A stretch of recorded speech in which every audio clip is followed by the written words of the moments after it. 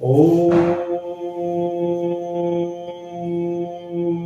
गंगा विष्णवे नमः।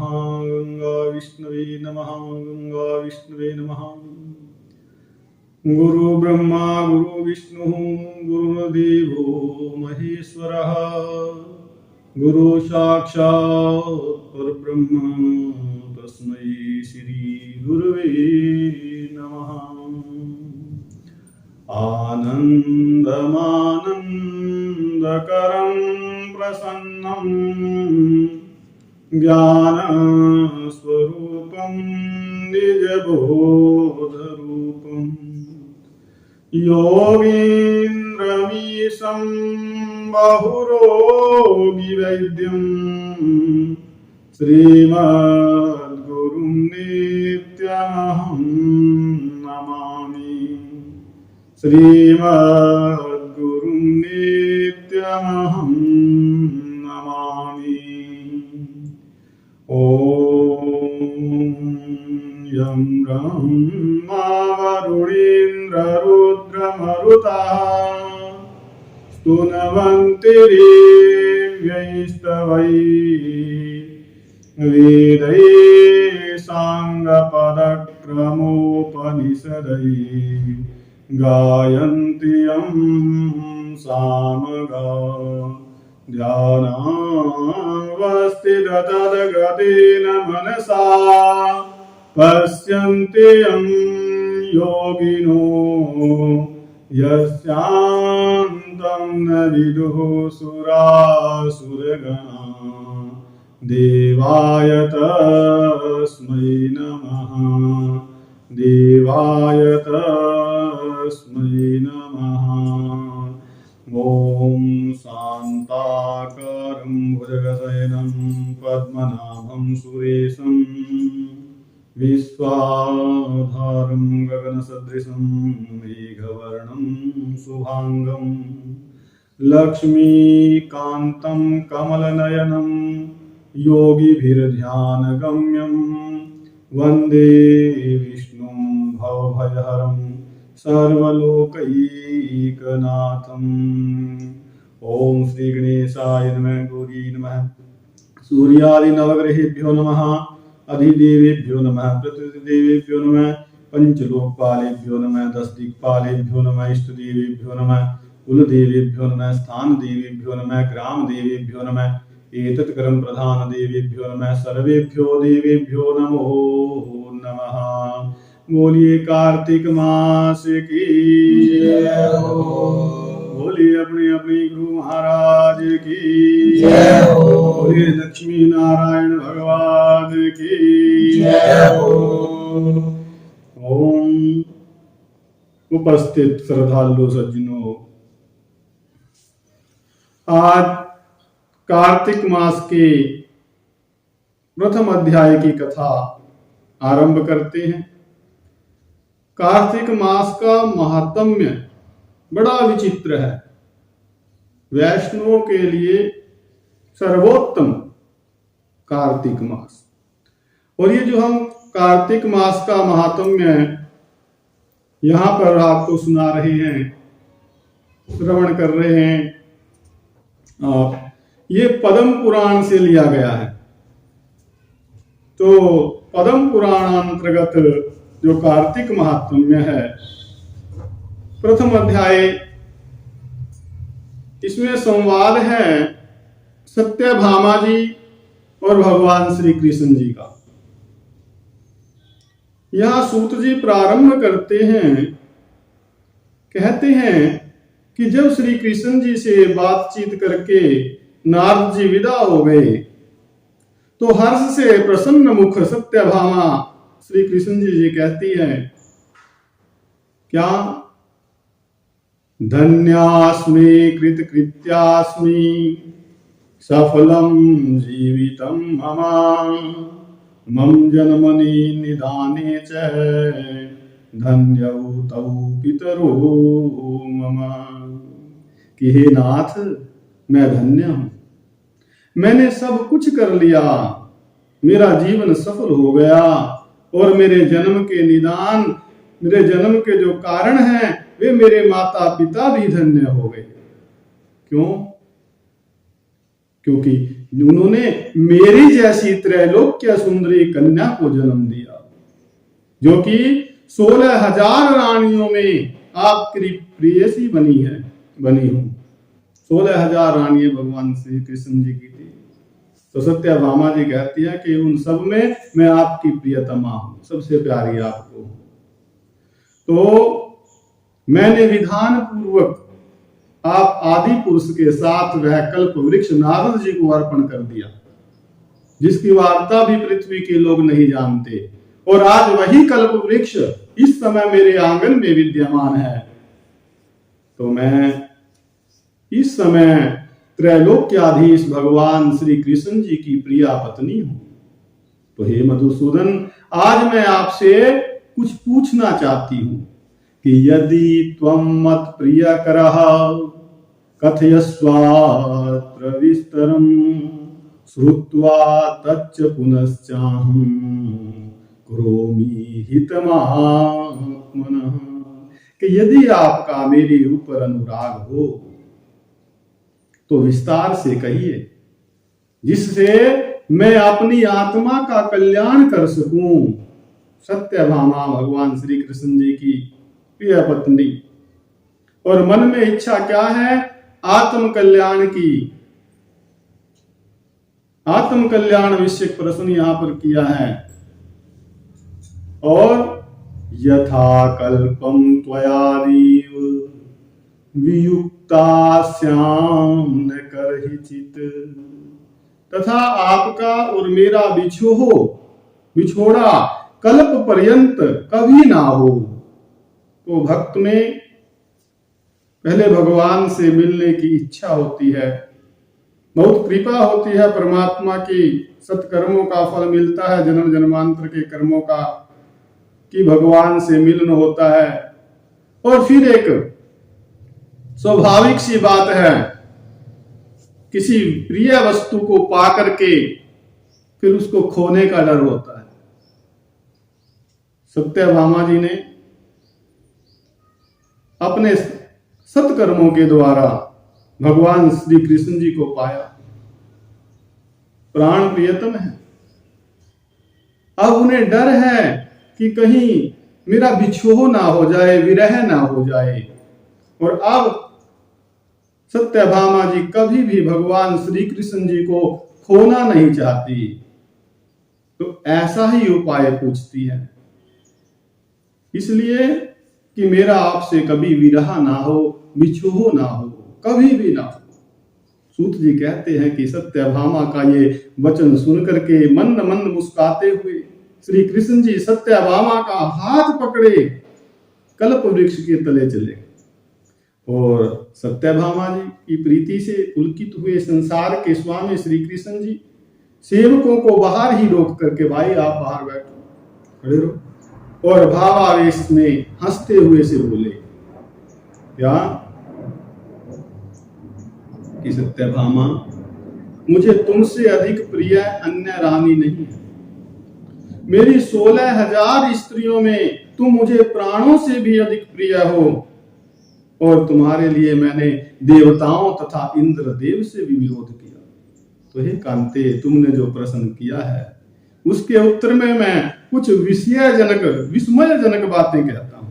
सुनो, क्या कि जब तुम्हारे लिए कोई चीज न देने योग्य है ही नहीं, यानी कि मेरे पास जितनी भी वस्तुएं हैं संसार में वो सब तुम्हारे देने योग्य तो है ही हैं।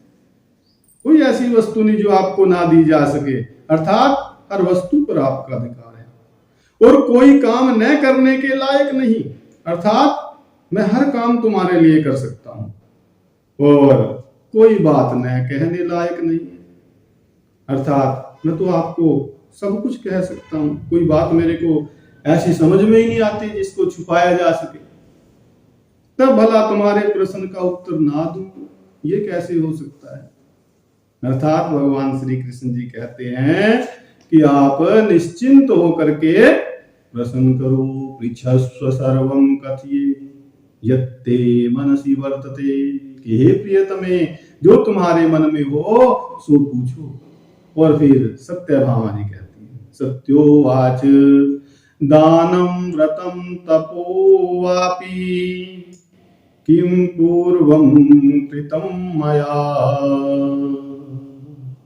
क्या कहा कि हे नाथ, मैंने पूर्व जन्म में ऐसा कौन सा दान किया, व्रत किया या तप किया था कि जिससे मृत्यु लोक में मेरा जन्म हुआ तथा आपकी अर्धांगिनी बनी और गरुड़ गामिनी हुई।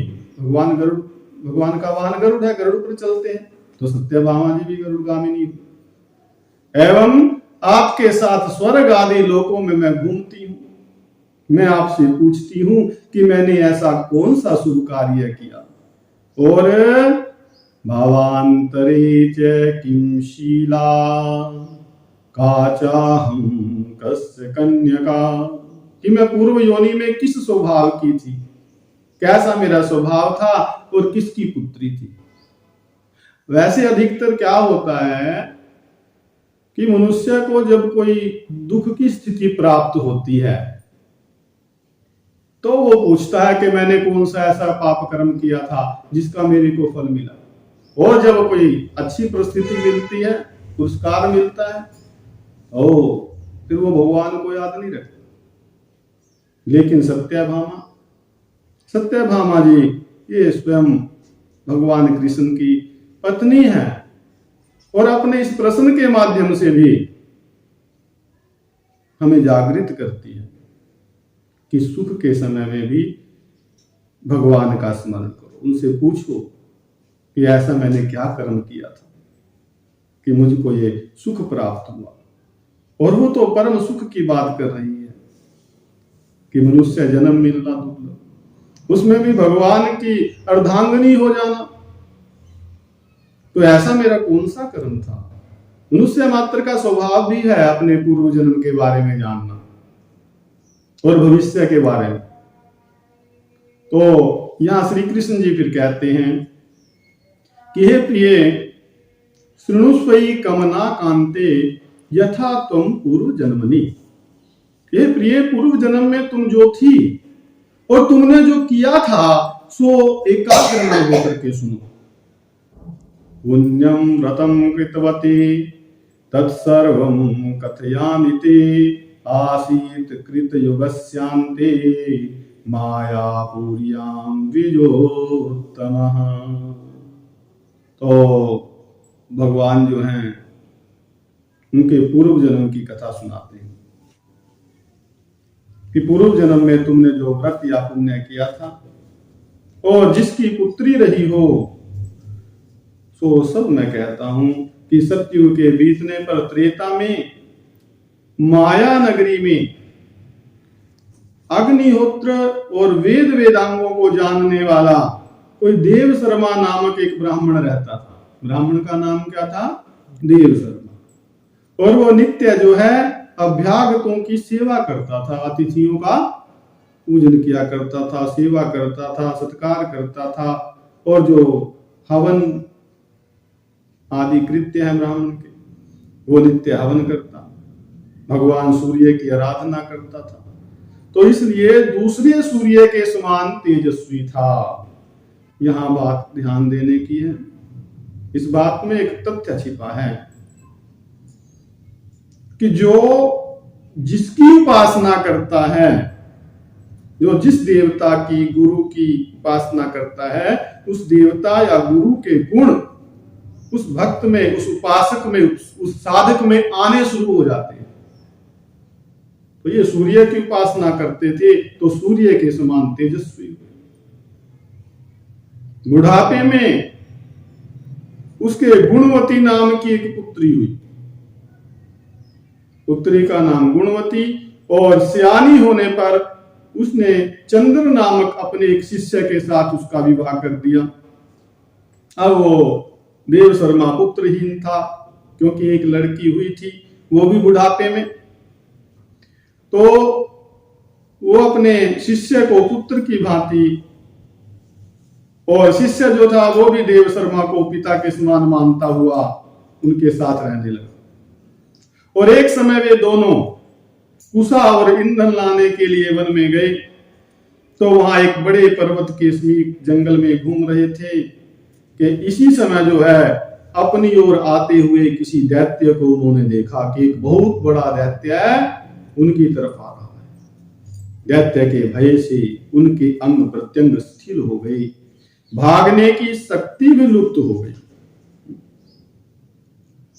जब मृत्यु आती है नजदीक में, चाहे कोई बीमारी है, चाहे कोई दैत्य का या किसी दुर्घटना का या किसी शत्रु का, रोग का, किसी प्रकार का भी बहाना बना करके आती है और फिर उससे भागना संभव नहीं होता। तो यमराज के समान उस भयंकर राक्षस ने तत्काल आकर के उन दोनों को मार डाला। अब ये तो निश्चित है कि जो जन्म लेता है उसको मरना तो है ही है, अब बहाना कोई भी बने, ये कारण बना। तो मरणोपरांत उस क्षेत्र के प्रभाव से तथा धर्मात्मा होने के कारण पार्षद गण जो है उनको वैकुंठ भवन ले गए और उन्होंने जीवन भर सूर्य की आराधना आदि सुकर्म किए थे और सुकर्मों के कारण मैं उन पर प्रसन्न हो गया। तो शिव, सूर्य, गणेश, विष्णु और दुर्गा की उपासना करने वाले प्राणी मेरे लोक में ही पहुंचते हैं। भगवान कृष्ण यहाँ कह रहे हैं चाहे कोई शैव है भगवान शिव की उपासना करे या फिर सूर्य की उपासना करे या गणेश जी की उपासना करे या फिर शक्ति की उपासना करे या वैष्णव मतलब भगवान विष्णु की उपासना करे। पंच उपासना, पंच देवों की उपासना की पद्धति सनातन धर्म में है। इसको पंचायतन पूजा पद्धति कहते हैं। इसमें 5 ही देवता होते हैं। तो बताया कि चाहे किसी भी देवता की पूजा करें सब मेरे को ही प्राप्त करते हैं, ये भगवान श्री कृष्ण जी बता रहे हैं। और कैसे प्राप्त करते हैं? जैसे जल वर्षा का जल कहीं भी गिरे, किसी भी नदी में जाए, लेकिन सब बह करके समुद्र में चला जाता है। एक जगह श्लोक आता है,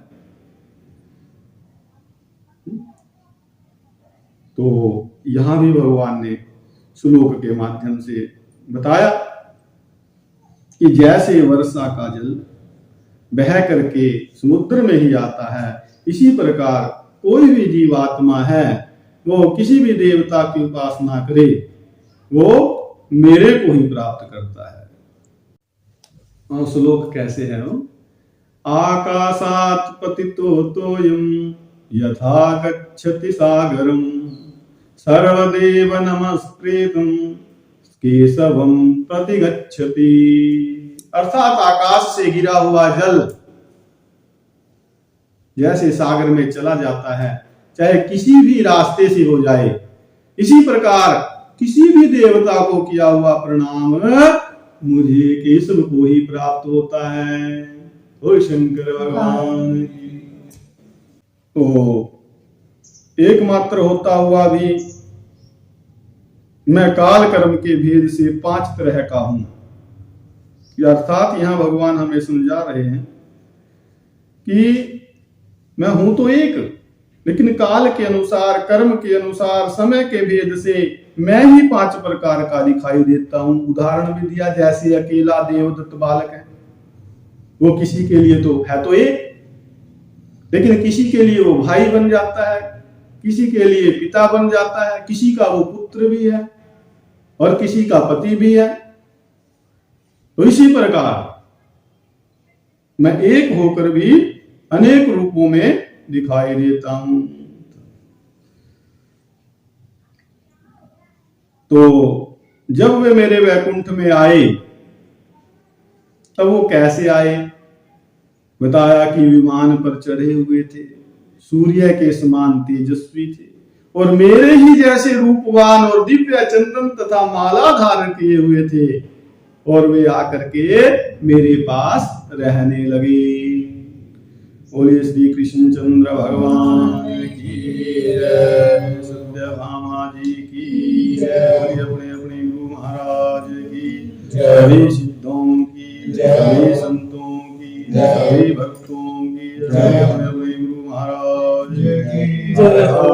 महादेव